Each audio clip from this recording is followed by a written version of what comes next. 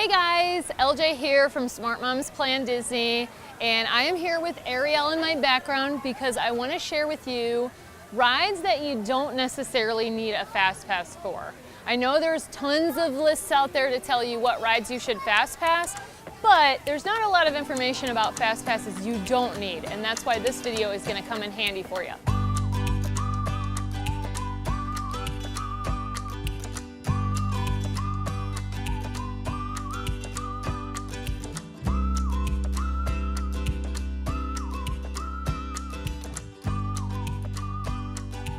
So this is probably number one on my list of rides that you don't need a FastPass for, and that's because the wait times are rarely going to exceed 20 minutes. If they do, just skip it and don't go on the ride right at that moment. Just come on back later and you should see the rides closer to 5, 10, 15 minutes, and a lot of times they'll post 15 minutes and the ride will be a walk-on, so don't be scared.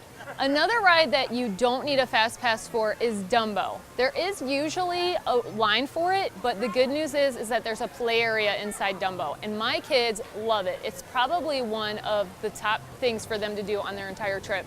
So we just don't FastPass Dumbo at all anymore, and we go right ahead and play. Mommy gets a break, I get to sit down, take a few minutes to get back to y'all. Usually I'm answering your questions, and the kids are playing away. So it's a good way to get a ride in without using a FastPass. Other rides that you don't need FastPass for are the rides that have, think about the ways you get on the ride. If it's hard to get on the ride or slow to get on the ride, then you're probably going to need a FastPass. But if there's a way for them to get a ton of people on the ride all at one time, then the ride's going to keep moving fast and the loading process is going to be quick, and therefore the lines are going to be shorter. So some rides that come to mind that have really efficient loading processes are the Haunted Mansion and Ariel, just like we were talking about, and Pirates of the Caribbean. So those are some rides that, though the wait times can be long, there are also times, that, especially in the evenings, where you might be able to sneak right on, either walking on or maybe just waiting 10 to 15 minutes. Some of the kiddie rides, and I say kiddie rides though I love them, are also rides that you don't necessarily need a FastPass for, like the Teacups, and Tomorrowland Speedway is sort of like that, where you can generally get on without a FastPass.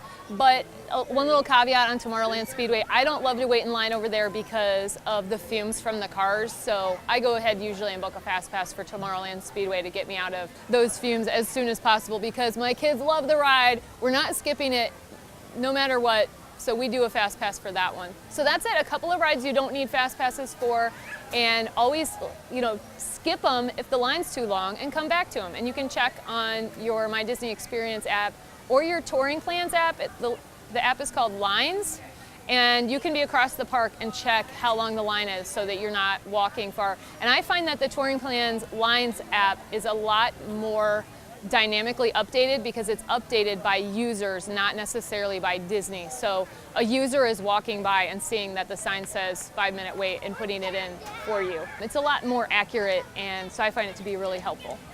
So that's some strategies to make your FastPasses go a little bit farther and to have some fun without any. See you next time.